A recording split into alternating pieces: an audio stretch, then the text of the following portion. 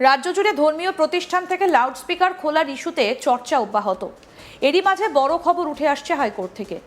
মসজিদ থেকে আজানের মাইক খুলে নেবার বিরুদ্ধে দায়ের করা জনস্বার্থ মামলা খারিজ করল কলকাতা হাইকোর্ট। মামলার শুনানিতে আদালতে অ্যাডভোকেট জেনারেল সুরজিৎ নাথ মিত্র এদিন জানান, এর আগে এই বিষয়ে একটা বিস্তারিত রিপোর্ট চাওয়া হয়েছিল। আবেদনকারী একজন প্র্যাকটিসিং আইনজীবী। তাদের অভিযোগের সমর্থনে একটাও নথি সংযুক্ত করা হয়নি। আবেদনকারীর করা অভিযোগগুলো সম্পূর্ণ অস্পষ্ট। এর প্রেক্ষিতে ভারপ্রাপ্ত প্রধান বিচারপতি তপব্রত চক্রবর্তী প্রশ্ন করেন, তাহলে কি পুলিশকে লাউডস্পিকার সরানোর কোনো নির্দেশ দেওয়া হয়েছে? অ্যাডভোকেট জেনারেল জানান, কোনো লিখিত নির্দেশ নেই। এরপর বিচারপতি বলেন, শব্দ দূষণ সংক্রান্ত নির্দেশিকা নিয়ে আগেই একটা আদেশ রয়েছে। শব্দ দূষণ বিষয়ক সেই রায়ের উল্লেখের প্রেক্ষিতে আপনার বক্তব্য কি? পুলিশকে কি কারণে বৈঠক ডাকার কথা বলতে হলো? তখন অ্যাডভোকেট জেনারেল জানান, ওই বৈঠকের বিষয়টা অস্পষ্ট, কারণ কোনো বৈঠকের নির্দেশ দেওয়া হয়নি। জনস্বার্থ মামলা হিসেবে এই আবেদনটা গ্রহণযোগ্য নয়, কারণ এটা একজন আইনজীবী দায়ের করেছেন। আবেদনে কোথাও উল্লেখ করা হয়নি যে কোনো ইমামকে কোনো থানা বা কোনো পুলিশ কর্মকর্তা বৈঠকের জন্য ডেকেছিলেন। আসলে এমন কোনো বৈঠকই হয়নি। আবেদনকারীর বক্তব্য গ্রাহ্য করা উচিত নয় এবং জরিমানা সহ এই আবেদন খারিজ করা উচিত। এদিকে আইনজীবী কল্যাণ ব্যানার্জি বলেন, কেন ইমামরা মামলা করেননি এই নিয়ে প্রশ্ন তোলা হয়েছে, কিন্তু একটা কমিউনিটির স্বার্থ ক্ষুণ্ণ হয়েছে কিনা সেটা গুরুত্বপূর্ণ। ইমাম মামলা করতে আসলেন নাকি আসলেন না সেটা গুরুত্বপূর্ণ নয়। একাধিক থানা মাইক খুলতে বলেছে, সেই সংক্রান্ত নথি আমরা মামলায় দিয়েছি। কোনো পাবলিক নোটিশ ছাড়া পুলিশ এটা করতেই পারে না, কিন্তু সেটাই করা হয়েছে। পুলিশ গিয়ে ভয় দেখিয়ে মাইক খুলিয়েছে। পুলিশ বিভিন্ন মসজিদ কর্তৃপক্ষের সঙ্গে মিটিং করে মাইক খুলতে বলেছে। হুগলির বিভিন্ন থানা করেছে, সেটা মামলায় জানিয়েছি। ফলে কোনো মিটিং করা হয়নি। রাজ্যের এই তথ্য সঠিক নয়। কি বলছেন আইনজীবী কল্যাণ ব্যানার্জি, আসুন শুনি। মাইক্রোফোন ইউজ করতে দিচ্ছে না পুলিশ ওরাল অর্ডারে, এবং মিটিংয়ের মধ্যে বলেছে ওরালি যে না, কেউ মাইক্রোফোন আজানের সময় ইউজ করতে পারবে না।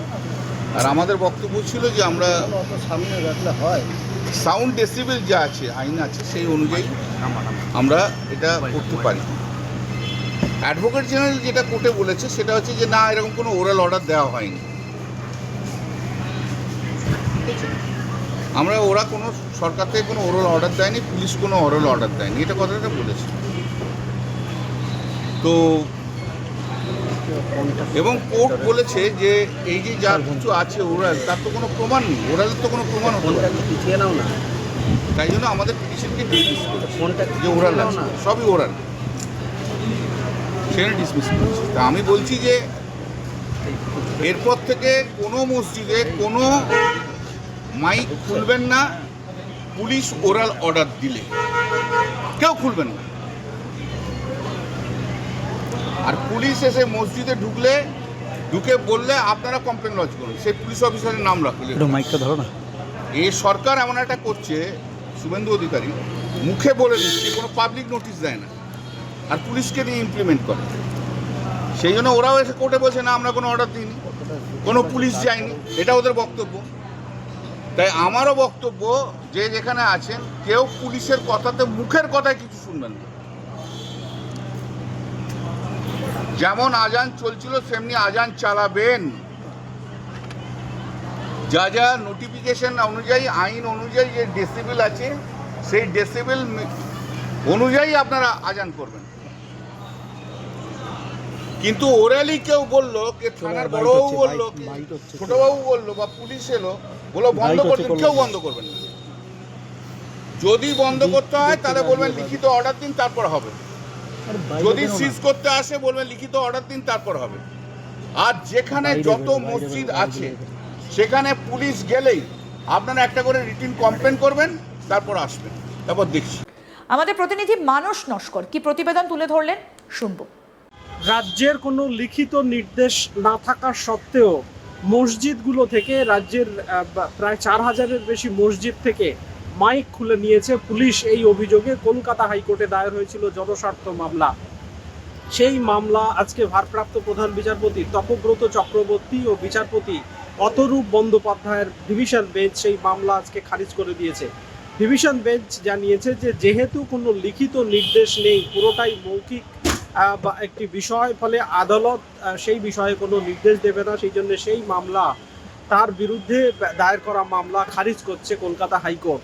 এরপরই মামলাকারী দানিশ ফারুকি, তার পক্ষে আইনজীবী কল্যাণ ব্যানার্জি, যিনি আগের দিনও সওয়াল করেছিলেন, আজকেও এই মামলায় সওয়াল করেন, তিনি জানিয়েছেন যে যেহেতু কোনো লিখিত নির্দেশ রাজ্য দেয়নি, সেই জন্য মামলা খারিজ করেছে কলকাতা হাইকোর্ট। এবং আজ থেকে রাজ্যের সমস্ত মসজিদে ফের যেখান থেকে মাইক খুলে নেওয়া হয়েছিল, পুলিশ যেখান থেকে মাইক খুলে নিয়েছিল, সেখানে ফের মাইক লাগানো হবে এবং ফের যেরকম আগের মতোই আজানে মাইক ব্যবহার করা হতো, লাউডস্পিকার ব্যবহার করা হতো, তেমনই ব্যবহার করা হবে।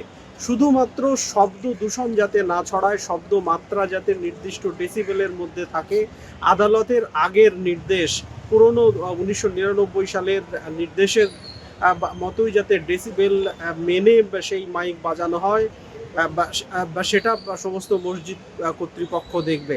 কিন্তু এইবার থেকে যেভাবে পুলিশ মাইক খুলে নিচ্ছিল, এইবার যদি কেউ খুলতে যায় তাহলে সঙ্গে সঙ্গে লিখিত অভিযোগ জানানো হবে বলেও হুঁশিয়ারি দিয়েছেন আইনজীবী কল্যাণ বন্দ্যোপাধ্যায়। পাশাপাশি থানা এফআইআর দায়ের করারও তিনি বিভিন্ন ইমাম যারা এই মামলার শুনানিতে হাজির ছিলেন, এসেছিলেন আদালতে, তাদের উদ্দেশ্যে বলেন যে আপনারা এইবার থেকে এফআইআর করবেন বিভিন্ন থানায় যেখানে এই ধরনের ঘটনা ঘটবে।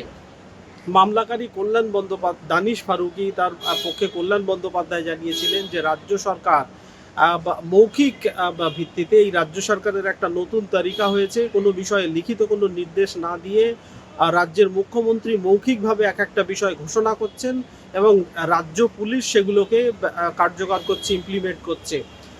এটা রাজ্য সরকারের নতুন একটা তালিকা।